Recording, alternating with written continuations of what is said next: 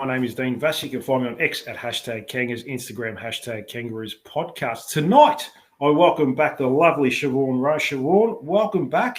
Haven't spoken to you since the bye, before the bye. I was going to meet you at three-quarter time of the West Coast game at Arden Street, but we aborted plans half an hour later. Thank God for that.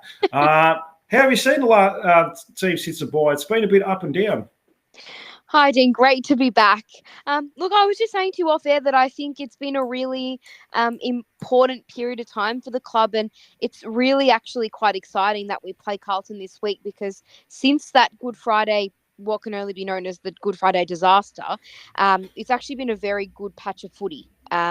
Obviously, winning's the best medicine, and we've had two wins in that time. The win against Richmond and the win against West Coast, but that was definitely a burn the tape sort of match. And last week, even though we didn't get the win, and I think that it's disappointing. And I think the way we move forward is by winning games of footy like that. We also saw a lot of really positive things coming out of that game. I think players are now getting settled into their positions. Harry Sheezel's return to form was really exciting. The sheer amount of sort of tackles that we laid inside 50 and pressure around the ground that got us back into the game. And it's that we kind of have come from behind in some ways, and then we've kind of started really well in some games. So it's just that still inconsistency that I think the side's still searching to fix. But I think we've set a new standard for ourselves and we can't deviate from that now. And that's why this game is so important this weekend, in that I think we've set ourselves now that we can't go back to the 10-goal losses, and that's what happened last time that we played the Blues. So a lot to like, still a lot to work on, but I think we're tracking in a really good path, and that's exciting to say because we haven't seen that a lot in the last 5 or 6 years. So things are looking positive, Dean. Last 5 quarters, it's amazing what a difference the last 5 quarters have made. Before that, we were probably questioning where we were in the first 3 quarters against West Coast. But look, you mentioned positional changes. Yeah, Harry Sheezel playing a little bit more midfield and forward. Do you like his role at the moment? He seems to have gone back to his form the first 2 years. They were a pretty high standard. Seems to be getting a lot more contested ball. How have you seen him the last couple of weeks? His last quarter against Freo was probably, besides Luke Parker, who we'll touch on a bit later, who I just think has been so enormous for this football club. I think Harry Sheezel's last quarter almost got us over the line. And look, players dip in and out of form. And you just mentioned it before, Dean. He set such a high standard in his first 2 years that there was no way that he was going to be able to replicate that for his entire career. It's just not possible. So everyone dips in and out of form, but I also felt as if he was getting mucked around quite a lot. And I mean, there was obviously the Kane Corns controversy, and he framed it in a way that was not great, but I could also understand in some ways what he was saying. And I like the fact that we're now seeing more midfield time for him, and that he's able to have more of an influence on the game because he's such a great decision maker, and he's so clean and smart. And I've always felt like that was a little bit wasted off halfback. So I'm really enjoying the role he's got. And I think having Parker in the midfield in the last quarter last week as well, he's complementing these guys, which is really exciting. And I think that's allowing Sheezel to blossom. And obviously Davies Uniacke's first quarter last week was insane. And we need more consistency out of him. But I think we're getting the mix in that part of the ground right. And we're getting the mix in other areas of the ground right. McKercher was also phenomenal again. And also his change in role has been impressive. And all of this is like the right recipe almost we're seeing at the moment. Like we had ingredients, but we were mixing them the wrong way. So it's actually nice to see the recipe coming together a bit more. So, and I think Harry Sheezel's return to form is playing a good part in that too. Now, you mentioned Luke Parker as well. It's been interesting the last couple of weeks. In the first half, he's barely been in the centre square. I think he's had one CBA in the first half in the last 2 weeks. Then in the second half, he spends a lot of time in the midfield. It seems like a tactic or a ploy to put him in the midfield in the second half and finish with fresh legs. Do you think it's a case of, well, maybe he's getting older, we're just trying to protect him a little bit more, so we play him half forward. All right, then in the second half, yeah, we'll try him in the midfield. Or do you think, yeah, it's just a case of doing what's best and, in a situation, and they're probably not really looking at it like that? It's a really interesting one because we all were a bit surprised early in the year how many CBAs he was attending. I think that was a real surprise. And for me, it was a concern because I was thinking, he's not part of the future. And I always thought he was coming to the club to play half forward and then kind of pinch hit when we needed him. But I think he's actually got a lot more petrol tickets than I maybe realised. And it's possibly a strategy, but he kicks crucial goals at the right time. And I think he's put in the midfield when we need a lift or when we need an experienced head in there and a big body just to do the job. So I liked the mix that he had on the weekend, and he kicked those two crucial goals, really the one that kind of outside of Darling's on 3/4 time lifted the group. I think, yeah, it'd be interesting to get your take, Dan, because I think it is a matter of game awareness rather than a strategic plan, but I could be wrong. Well, I think we started losing the midfield a little bit in the second quarter. So Yep. maybe it was a case of how the game situation was going. And they thought, well, let's get the experienced, bigger bodies in there in the third and the fourth quarters. And seemed to work. It might be just a game situation. If we're getting on top in the midfield, they'd probably leave it and probably leave him forward. But if we are struggling, then we've got that option, which is what I always wanted. Like you mentioned, I think he's had in the first half of the year, had the second most CBAs. And yeah, I mean, that's all good and well, but we don't want to hinder the development of some of the young guys coming through. Harry Sheezel wasn't getting in the midfield, and there was a number of others. Tom Powell was probably getting squeezed out a little bit as far as CBAs. He's starting to get more CBAs now. He's starting to find a lot more consistency as well because he is a natural midfielder. So, yeah, it might be just a game situation. Look, if we're up by 8 goals at halftime against Carlton, they might just say, I'll just stay forward pocket. We don't need you in there. So, yeah. Look, it could be a case of that. I'm not too sure. They'll probably play out more over the next couple of weeks. Now, we've talked a lot about LDU this year. We even mentioned off air. Yeah, he's been good, but you sort of seen last week, in the first 8 minutes of the game, he had 9 possessions, 4 clearances and a goal. He was doing whatever he wanted on the football field. No one could lay a tackle on him. We just haven't seen enough, have we? That sort of – because he could be, top 3, top 5 player in the competition.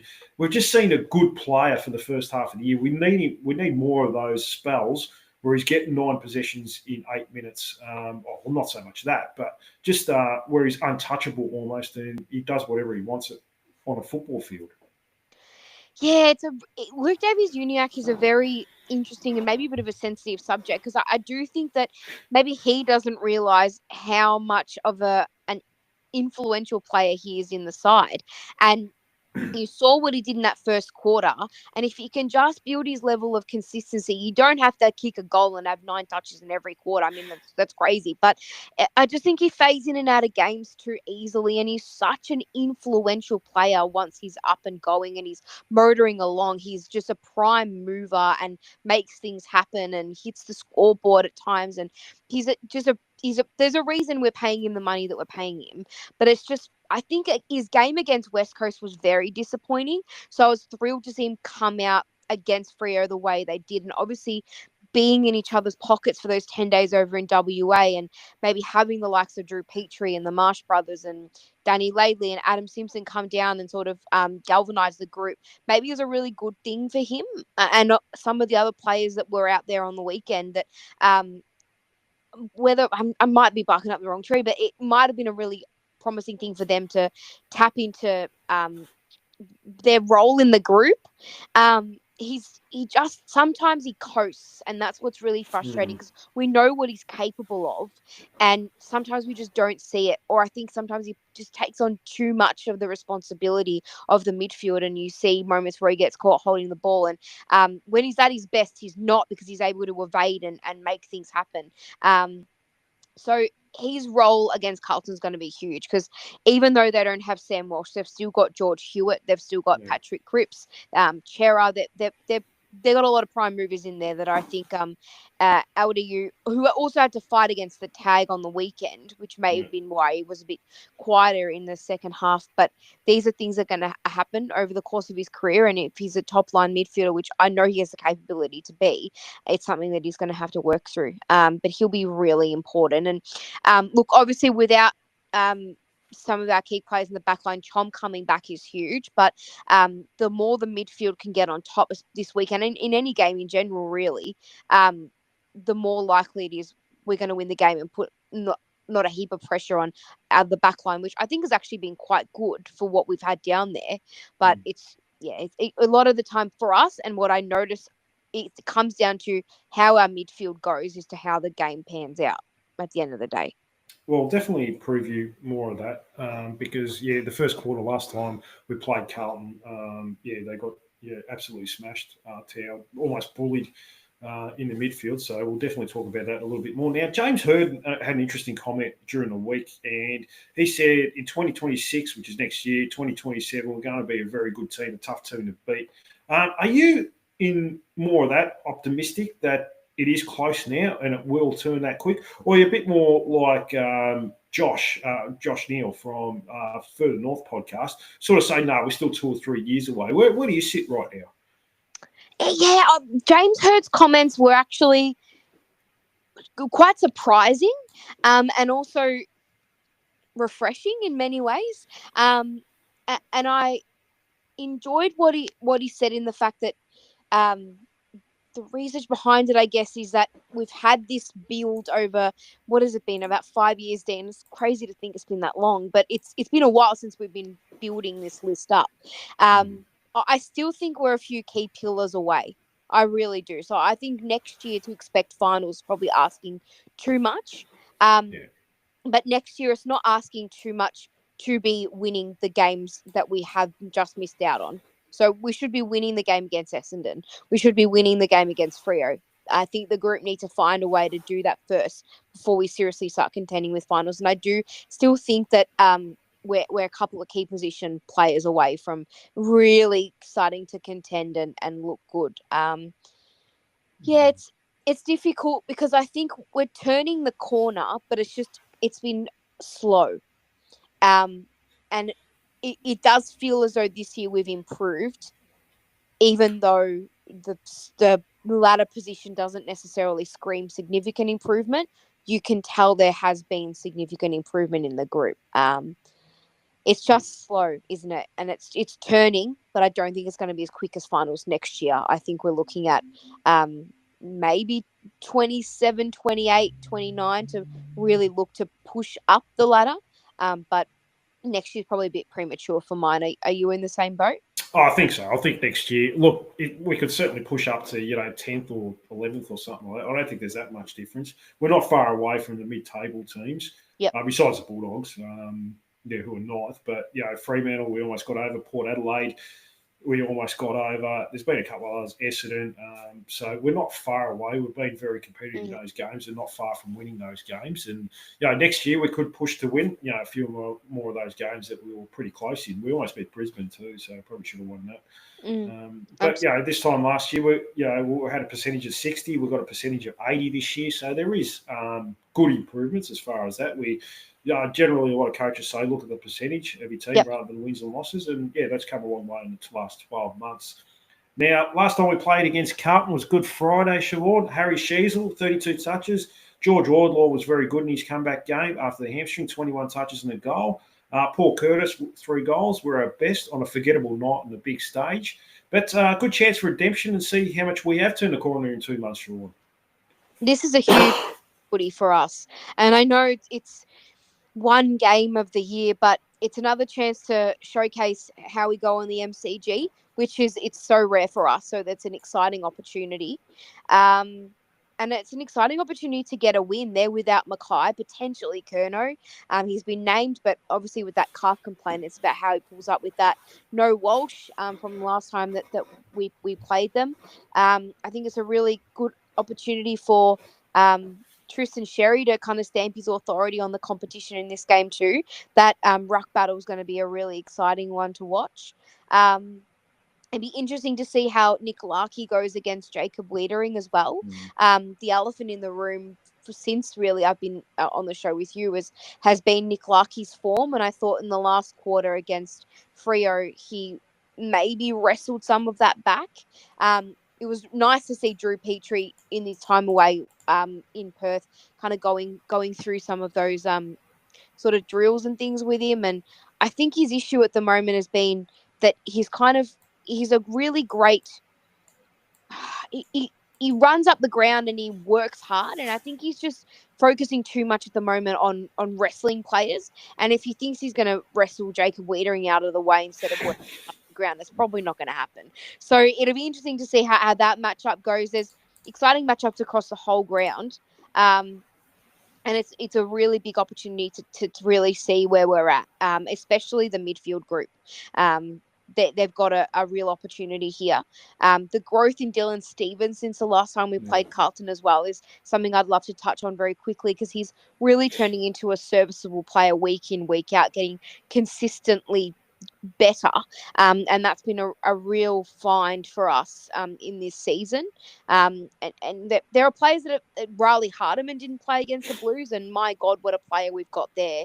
He's unbelievable. And again, was part of the reason why we got back into that game against Freo, with his run and dare and ball use and decision making. And yeah, and there's been significant improvement in Finn O'Sullivan, who was playing his fourth or fifth game when we played the Blues. So not only are there players coming into this game in good form, but I think the team has a bit of belief behind it now. And yeah, it'll be interesting. It's all about the start and the way the midfield goes as well, I think, because you're right. Last time they were embarrassed. They were smacked. And it's also a big opportunity for Griffin Logue. He'll probably get the task on Curnow if he does play. And we'll see how sort of he's progressed. I thought he took a really good step forward against Freo, but he'll have a big challenge this week. So it'll be an interesting match. You don't think Toby Pink will go to Curnow this week? He seems to be getting a number one forward. Yeah, generally that's what happens. But you think it might be Griffin Logue again, because he played on him last time as well? I think it might be Griffin Logue again, but if it was Toby Pink, I also wouldn't be surprised. And I also think Toby Pink's been really good, really good. He wiped Oscar Allen off the park and kept Tracy to very limited influence on the game, and he's doing a great job. And it's an unheralded job. So look, it's very possible that happens too. But I just think because Griffin Logue's played on Charlie Curnow before, we might see that. They could even surprise us all and go with Charlie Comben, but I don't know whether or not that would be the right move, considering we probably want him freed up more as that intercept defender than anything else. Now, just going through the injuries, we've pretty much almost got a full team to pick from. Aidan Coy, you probably question if he's in the best 22, 23. Him and Griffin Logue are pretty similar at the moment this year. He's been in and out of the team. But outside of that, Miller Birdman's out for the season. Charlie Comben has come back in. Eddie Ford, unfortunately, out for 3 to 4 weeks. Josh Goda, 3 to 4 weeks again. RIP. Thoughts are with his family during this difficult time. Darcy Tucker. There was an update on Darcy Tucker. The club put an update out. Sort of said, yeah, he's recovering well. Cool. Thanks. Yeah, that's good to hear. And Luke Urquhart, who missed last week in the VFL. But generally speaking, we've got, most teams will say, if you've got your best players out there, you're always a chance in any game. And we pretty much have our best team out there on Saturday, Siobhan. So there's no excuses, is there, really? No, absolutely not. And you raise a really good point, because I think my nerves going into this season about how we were going to progress as a club were around key players or players going down. And we've actually maintained a very healthy list, which is why we should, and that's exactly the words, is there are no excuses to not perform.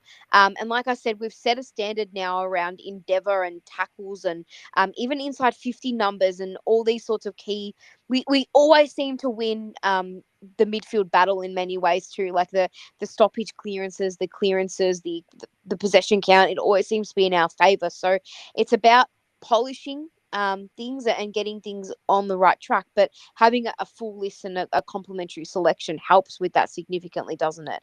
I think the only player that I would say Jackson Archer certainly would be in this side fit and firing. And Yeah. I think he did play some VFL minutes last week. Yeah, he played 3 quarters. Yeah, So, so he'll get a full game this week in the VFL and yeah. put his name up.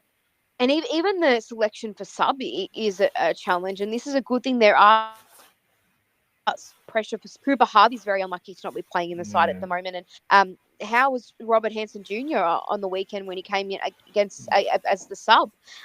He was outstanding and the goal assist king and looked the player that we know he's capable of being. It's just about, like for a lot of our boys, if they can apply that over 4 quarters. But yeah, it's exciting. Like we do have a plethora of players to choose from. And if you'd said to me at the start of the year that Bailey Scott wouldn't be in the best 22, I probably would have laughed at you too. But that's credit to Dylan Stevens and the form he's in. So there are no excuses in the back half of this year to fall away. That's what I don't want to see happen is the team crumble and use the excuse of being young and developing. And no, if we are serious as the football side, we need to be challenging Carlton without Mackay and Kerner and Walsh and the players that they've got out. And we need to learn the lessons of Good Friday and come out firing. So it's a really big game, and it's great to see so many players that we're able to choose from. So it's a big moment for our progression, I think. No, it definitely is. I think even Clarkson mentioned in the presser last week he's looking forward to this week and to see how far we have come. So, it's it'll be definitely a big challenge. Now, team changes. Only Charlie Conway comes in for Callum Dawson.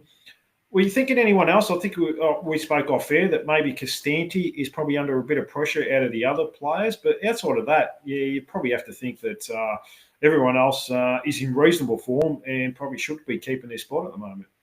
Yeah, look, if I was being really harsh, and this is going to sound, it is harsh, but I thought Jai Simpkin on the weekend was not great, especially as captain of the football club. I wouldn't go as far as to say to drop him, but I reckon in my mind he's on notice a little bit. In that I think in games like that, in big moments, yes, you got your Luke Parker standing up. That's what they came to the club for. But your captain should be standing up and having way more of an impact than Jai Simpkin did. He was a ghost on the weekend, and when we needed leadership and experience and all these things and for influence on the game, he didn't show up. And that was really disappointing. I know it's harsh because he has had a relatively good season, but I think he just goes missing in action too often. I'll change that up with a compliment as well, in that I thought it was Luke McDonald's best game for the club in a very long time. I've come on here many times and I've been critical of him, but that game was outstanding. And I'm really looking forward to him having a similar game and backing it up. I think him not having the captaincy has allowed him to focus on his footy. And I think overall this season has been too bad, but on the weekend he was outstanding and saved many goals, and he should be very proud of his efforts. I think the team changes make sense, but I also, like I mentioned to you off air, that Constanti, I think for me, is just doing enough. And if we're going to continue to play Zach Fisher as a small forward, maybe his spot is under a bit of like a cloud at the moment. And it also depends on how Robert Hansen Jr. goes. I mean, if he's the sub again and he plays really well, maybe he gets to play a full game at the expense of Constanti. I think everyone's very complimentary of his tackling, but I just think his impact on the scoreboard and up the ground as well probably needs to be a little bit higher. But he's kept his spot, and we'll see how he goes on the weekend. Yeah, I think he had a few turnovers last week. And when a player only gets 10, 11 touches, you don't want him to get 4 turnovers in those 10 or 11 touches. So that's what's hurting at the moment. Look, his defensive pressure has been pretty good, and that's what's keeping him in the team. But we want to see more offense. And, you might be keeping a seat warm for Zach Bench, who, if he has a good game this week in the reserves, might not be far away from a debut. So that'll be interesting to see and interesting to watch in the VFL this week. Now, important matchups. I've gone with Tristan Sherry versus Tom De Koning, only because this last time we played him, I thought that Tom De Koning got the better of him, particularly in that first quarter. Really got on top of Tristan Sherry, and that's what hurt the midfield. We lost the clearances 15-5 in the first quarter. It wasn't just losing him. No, we got comprehensively beaten. They were getting clear clearances, not just hat kicks forward. I think if Tristan Sherry can bounce back this week and really put up a contest like he has been, and we can at least break even in the midfield, then I think we're a big chance here, Siobhan. Absolutely, we are. And what I found really interesting is that they've named Kerno, but they've brought in Mark Pitnet. So I Mm. think that, I mean, it's almost at the point now where I am taking Tristan Cherry for advantage. I just think like he is unbelievable. Like he is right now in rare form. And I know we've had the absolute pleasure of having Todd Goldstein for so many years, but Sherry's in rare form. It's amazing, and that's why I think Carlton have had to bring in reinforcement in Pitnet, because I don't think maybe De Koning will play forward a bit more, but I also think that they want to maybe wear him out because they know he's such a big influence on the team that not only is he getting it down to the midfielders, but he's getting clearances himself. He's getting it out of the ruck. Yeah, he's been just Herculean, unbelievable this year. So that's going to be a really interesting battle. And you're right. I think it's the first time this year he's had his colours really lowered. And De Koning's an outstanding player. Yeah. They're a different type of player. I think that's why what makes the battle so intriguing. Against Richmond, I knew Sherry, even though Nankervis is a great player, would probably have him covered in that they're both quite physical ruckmen. And I think where De Koning maybe has Sherry covered a little bit is more the athletic ability and the presence across the whole ground. So I think it'll test Tristan on the weekend, and I think maybe he'll be doing a lot of work this week on how he can kind of maybe get forward and take a mark. And all these moments, we had the pleasure of being able to watch Goldstein and Gawn go at it. I remember that game in Tasmania when both of them dominated on the scoreboard and in the ruck as well with their hit outs. So we could see another sort of battle like that. And I think it goes a long way in how the game plays out. Like I said, it does seem to be a pattern with the group that the midfield have to dominate for us to get anywhere, or they need to be performing to a high level. And so that's going to be a massive part of the game. And of course, the ruckmen have a big say in that. Oh, definitely. I mean, yeah, look, what worried me last time, and probably still worries me on Saturday, is the big bodies of the Carlton midfield. They seemed to bully us last time. George Hewitt, I think you mentioned earlier, was best on ground. I think he had 34 touches, 12 Yeah. clearances, 9 tackles. Cripps, Chera, they seem to bully us. Do you think we have to go with more Wardlaw, Luke Parker straight into that midfield to match their big bodies?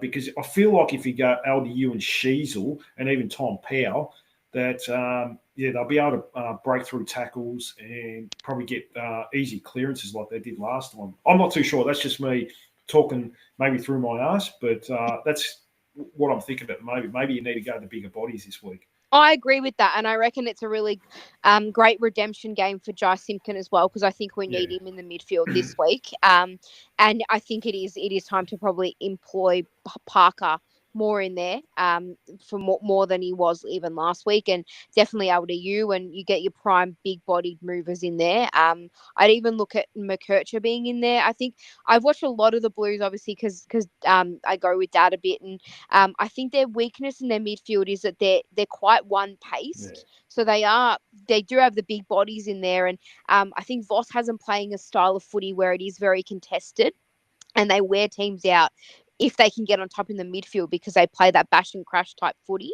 And when you've got youth in there that don't have that, that's why we looked maybe so inept in that Good Friday game. You raised a good point in that I think they were just too big, too strong. This time around, I do think having the bigger bodies will help, but I also think trying to beat them for pace, like have McKercher coming off the back of the square or Sheasel and get them going, because I think if we can win the clearance and then spread from there, they look slow. So it'll be really interesting how we set up, because like I think I mentioned at the top of the show, and we were kind of discussing a bit too.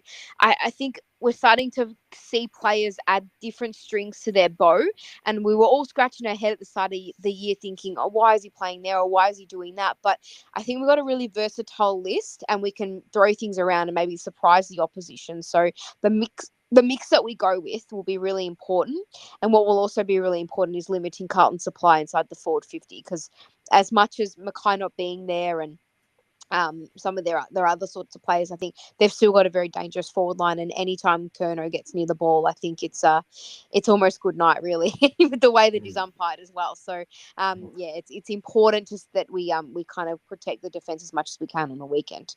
Yeah, let's put a little bit of pressure up the field because Yeah. last time there was zero pressure going inside that full 50 and made the defenders made the job really hard. I wouldn't mind talking about the forward line a little bit now. Since I last spoke to you, with Finn Barmelli's come out of the team. We've gone a bit more smaller and mobile and even quicker.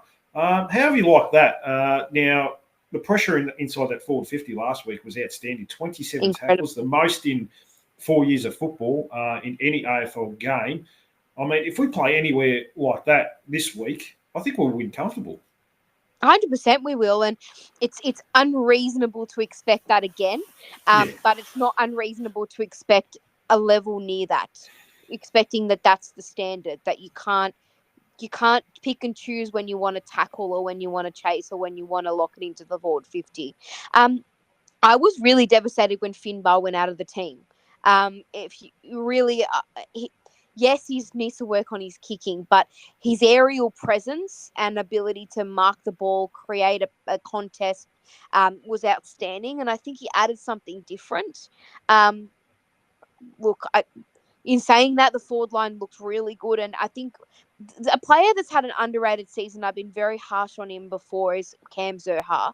I mean, he, especially against the Eagles, he was incredible in that last quarter. And I think for where he's at, I think leadership, he never screamed it to me, but in that last quarter, he led by example and by action, and that was what was so impressive with him. It's a difficult one. I don't know whether or not the mix is perfect.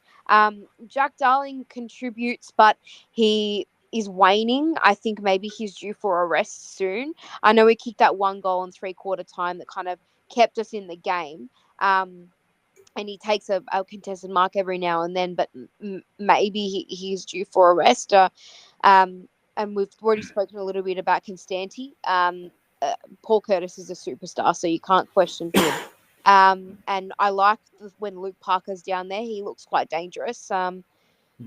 Oh, and Fisher's the new inclusion sort of into that forward line that I really like the look of too. He may not have impacted the scoreboard a lot on the weekend, but I think he is dangerous down there.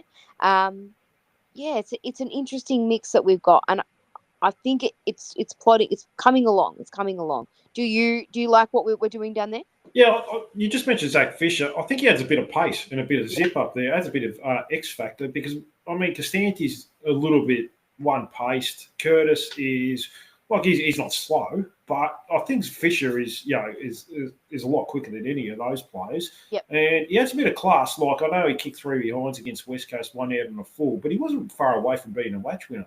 At the moment, he's probably our best small forward on the list, Siobhan, and I think I spoke to you off air. It's been a surprise that it's taken him so long to realise that. Maybe we should try him up forward.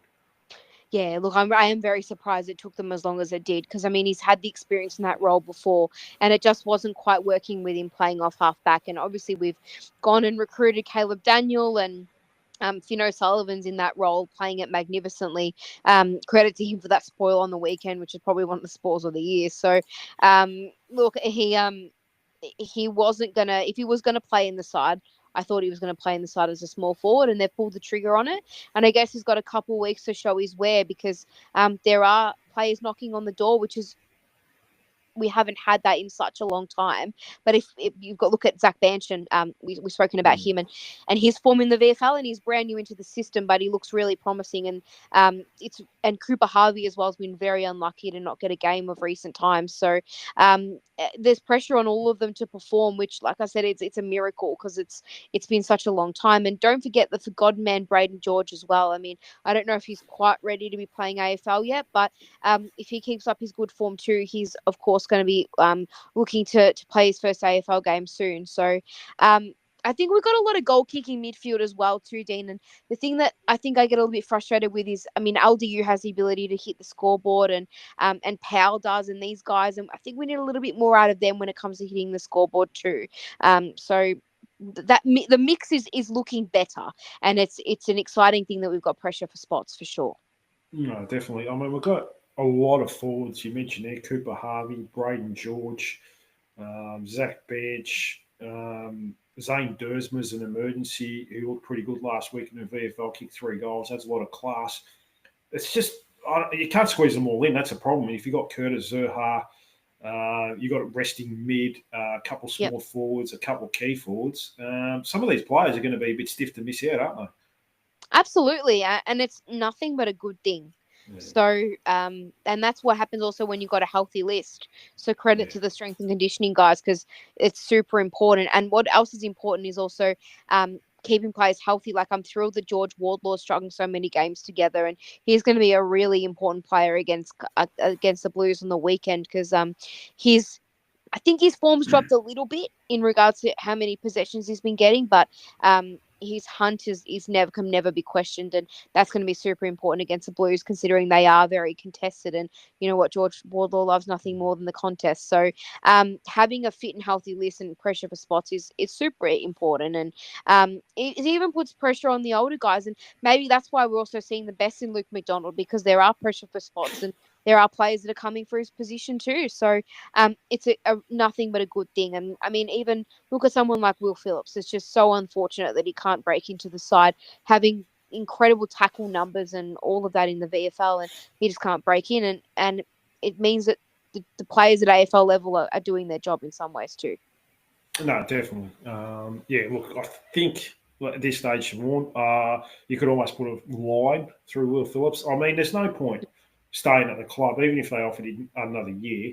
You might as well take an opportunity somewhere else if you've got to get an opportunity at another club and get more senior opportunities. You can't just stay in the VFL for the next year or anything like that. So even he's got to do what's in the best interest of him at the end of the day, even if the club did want to keep him. So he's got to explore his options. That's just the nature of the business, unfortunately. He's a good guy. We all want him to succeed. But if you're not getting that opportunity, you have to move on, I guess. And this, I guess, it also comes down to what we've spoken about in droves on the podcast is just the recruiting and how many midfielders we had, because I think it's just more his position is midfield. It's not as if you can put him on half back like they have tried with O'Sullivan, who's technically a midfielder too. We drafted him in that position and it just wouldn't work. She's all off half back. McKercher, you can probably do that a bit more, but he is an inside mid. And it just leaves him vulnerable to, not being able to play in that position. But we talk about tackles and all these sorts of things, and he's been executing that so well and winning his own ball. He just has to keep, his efforts up. But unfortunately, it doesn't look quite promising for him, does it? No, it definitely doesn't. So, any concerns with Zane Dersma at the moment? A lot of people, I remember it was last week, people were concerned about him. He hasn't been setting the world on fire in the VFL. I thought last week was, a good stepping stone. Played a fair bit on the wing, kicked 3 goals. Looks very classy, but at the moment, I thought he might have been a chance. I think who do I have on Frank last week? I had him on. Sort of said, well, if Zerha misses, he's a perfect replacement for him, but. Yeah, unless there's an injury, he probably misses out a fair bit on his opportunities as well. Look, I knew you'd bring this up. Look, I'm concerned. I'm concerned about where he's at. More so, and again, I hate doing this, but for a pick 3, I thought that he would be more further advanced than what he is. I'm still confused about what his role is and what his position is. And I think that maybe the only way to help his progression is by saying, you're playing as a half forward or you're playing on the wing, or maybe just letting him master a craft rather than being sort of like a bit player everywhere. Maybe that's stalling his development. I'm not sure if you agree with me there, but I do think he needs to be further along. And this isn't meant to be a personal attack or criticism, but sometimes I think he is a little bit too laconic or too sort of like, it almost looks as if he's not fully invested in the contest. And I think to break your way into the side, you have to be invested 110%, and you need to be standing out. I don't know what his standout quality is. Yes, he looks classy and he can take a great mark and kick goals, but I don't know whether he consistently executes the basics well enough. And for a pick 3, you don't want just a highlight reel or someone that bobs up every now and then. So I do think he's got a lot of developing to go, and whether or not solidifying him in a position will help with that, or whether or not he'll just be sort of a bit player, I guess as time will tell. No, look, he didn't have a pre-season, so that's probably hurt him a lot. And apparently what I've heard, this was a few weeks ago, that his other shoulder, not the one he's had a surgery on, but his other shoulder, he'll need not end-of-season surgery. He is going to go in the end of the season, and he's going to have the surgery on that. So apparently that's causing him a bit of grief. So I assume he's carried a bit of an injury. If that's the case, if you need surgery, you might as well just do it now. Anyone that has ever dislocated shoulders or had shoulder surgery, they reckon it's one of the worst operations you could have. So, yeah, that's a good 3 or 4 months of rehab. And I'd rather he do it now and get into pre-season in shape next year. So, yeah, but look, that's what I've heard. I don't know if that's fully true or not. So, yeah, we'll have to wait and see. But not having a pre-season has probably hurt him. He started behind the 8 ball, and having probably 1,000 half forwards and 1,000 midfielders has probably hurt his development a little bit too. So in the reserves, they're trying him on the wing, they're trying him half back, trying him half forward, what they are with everyone else. So yeah, but I think it's too early to write him off or anything like that. But at the end of the day, look, you can't. A lot of these players are going to miss out. Like Braden George, is he ever going to get that opportunity? If you've got a fully fit team, probably not. Zane Dersma as well. Eddie Ford almost probably looks done at this club. He's a best 22 player in my opinion, but you can't squeeze in. Yeah, so it does hurt some of these players, unfortunately, in their development. But you don't have any injuries either, so yeah, some players are going to miss out as well. Yeah, of course. I'm going to ask you, who's a potential match winner for this week? I always go Tristan Xerri. I'm going to try someone different this week, but I'll let you go first. Oh, this is a really difficult one this week, Dean. I don't want to go anyone obvious here too. But I'll go Toby Pink, because I think if he does take the role on Curnow and he plays and he successfully negates him, I think that really limits Carlton's ability to score, because they go through Mackay, who's not there, and Curnow so often. And I guess their smalls can do some damage, but I think if Toby Pink's able to replicate his role that he had on Oscar Allen and some of the other forwards that he's been playing on recently, goes a long way to us winning. So I'm going to say Toby Pink for mine this week. Oh, that's a good shout. I like that one. So, yeah, you just have to deal with Charlie Curnow getting about 3 dodgy free kicks in front of goal. So that's the only issue. Employ the same umpires from the Good Friday match. Nathan Toner, yeah. What a great guy. He absolutely screwed us last year, but, yeah, what can you do? What about for you? I'll go Cameron Zurhaar. I'll try someone different, kicking 4 goals. I don't know if they've got a matchup for him this week, Siobhan. Yep. I'm not too sure. Like, I know Wiedering will go to Nick Larkey, and McGovern probably to Darling, but the third forward seems to be suiting him pretty well. So yeah, I'll go Zurhaar. He's equal leading goal kicker at the club this year. So like you sort of mentioned earlier, had a very underrated year and was a match winner against West Coast. So I'll go Zurhaar this week. Your final prediction then? Oh, I'm going to go out on a limb here, and I'm going to say the Roos by 16 points. Yeah, I really feel like this is going to be the win that we've so needed after the 2 wins that we've had that have been shoddy. I know they're wins, but I wouldn't say that they've been convincing. So I think that this is the win that will kind of we've needed, considering we've come so close in games against Brisbane and Freo and Port and Essendon. So, the Roos for mine. I like it. Yeah, I was thinking about the similar margin, so I'll go about 12 points. We're due to win a close one. I'll say that lightly. So, yeah, but, I don't mind that. So I think it'll be a big turnaround, that's for sure, from 82 points. Do you think if Costanti kicks a match-winning goal, he'll do the shush sign this time, Siobhan? Or he only does it when we're 70 points down. I reckon he pulls it out just to be a smart ass. I feel like it'll definitely be in the kit bag for him. But no, hopefully he does. And it's the match-winning goal and the siren goes and we get a much-deserved win at the G. And that'll be 2 from 2 for us. And we may as well just move all our games from Marvel if that's the case, Dean. Yeah, well, Banbury's our fortress. So, yeah, might as well make, MCG our fortress as well. So, yeah, look, it'll be interesting to see how he goes if he does kick a goal. Maybe he only doesn't win you 70 points down. I'm not too sure. So, but I don't think anyone was left in the ground to shush anyone. So, yeah, that was one of the highlights of the year so far. Now, before I finish, I generally go and look at players from the team we play against and look at who ended up playing for North Melbourne. So I found 5 players that came from Carlton to North. You probably won't remember. You definitely won't remember Richard Dennis. He's from the 90s. Came in a trade for a draft pick unused by Carlton. It was a 1987 Carlton Premiership player. So, yeah, you'll have to mention that one to your dad. Richard Dennis. Yeah. Key position player. So I think it was a defender. So probably our most not controversial, but a player that left us, then came back, left us for someone else, left his marriage, and then came back to his wife, Corey McKernan. Yes. What a best and fairest to Carlton when he left the first year. Then Dennis Pageman came back there and he said, "No, fuck this, I'm out of here. I'm going back." Jared Waite, probably our most successful free agent signing. He was pretty good, wasn't he? What a player he was. He had.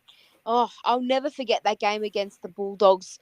I don't know if you were there that night, Dean, but he genuinely couldn't drop anything. And when he was on, he was honestly one of the fucking prime movers in the competition. Unbelievable player.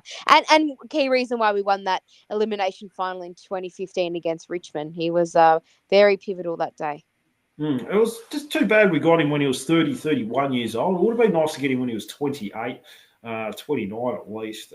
Sort of similar to Luke Parker. But he had a few very good years. I remember that game against the Bulldogs. I think that was the year we won our first 9 games. Yes. And he was pivotal in that. Then he got an injury. He was really important to our structure of our team. So, yeah, I think he was more consistent at North than he was at Carlton for 10 or 11 years he played there. He was, yeah. My dad always used to call him the Enigma. You didn't know what you were going to get with him. And I think, he was probably more consistent at North. And what a great, but he was a bit of an enigma. You never knew what you were getting with an excellent footballer. No, he turned out pretty well for us. A ruckman in the 2000s, Mark Porter. I don't know if you remember him. Yeah, somewhat. Yeah, he played a few seasons at us. And, of course, Zach Fisher. So, big question mark there as to what career he's going to have at North. But that's the only 5 I could find, unless you could think of someone else. Not off the top of my head, Dean. I think McKernan's probably the high-profile one in that list. Yeah, we've had a few from North go to Carlton. We've had Digby Morrell, David Teague, Aaron Fishy Mullet went there for a season. Cooper Lord, I suppose you could call him a North player. He's playing at Carlton at the moment. Was it Mark Arcieri in the 80s? Ron DeLulio in the 80s. I don't think he ever played a game for North, but he went from North to Carlton. But interesting fact about him, I think it was a couple of years ago, he got done for drug dealing. So, yeah. There you go. Goodness. Yeah, he's taken a bit of a fall since stopped playing in the 90s for Carlton. Anyway, Siobhan, I think I've chatted long enough. No, Dean, it was just a real pleasure to be on with you again tonight. And let's get a big crowd down at the MCG. We don't play there too often. So if you have the chance to go, I reckon it'll be a really good atmosphere and a really good game. Let's have our fingers crossed because we all deserve a bit of redemption after the shit show that we had to sit through for Good Friday. So really looking forward to it and go Roos. No, definitely. Now, it's been a few weeks. You're doing a Josh Goda, 3 or 4 weeks away from being 3 or 4 weeks away. You got quite crook there, didn't you? I did, yeah. So I ended up with the flu, and then the flu turned into some kind of chest infection, and I'm finally now sort of sniffle and cough free. So I thought I'd save the listeners from my croaky voice and my cough. So starting to sound and feel a bit more like myself. But yeah, everyone just needs to stay safe this winter. I didn't realize how much the flu can really knock you around. So obviously we can't do much about the cold weather, but yeah, just making sure everyone's staying safe during winter. And yes, it was a bit of a weird situation, but back on my feet now, and looking forward to having chats with you on a regular basis, Dean. No, definitely look forward to that as well. But Siobhan, thanks so much for coming on to preview the Carlton game, and I'll try and chat to you soon. That sounds like a plan, Dean. Go Roos. Go Roos indeed. And thank you to all you listeners as well. I'll be back either Sunday or Monday. Give a thumbs up, subscribe, leave a comment, tell your mates and whoever about it. That's it from me. Bye for now, and go Roos.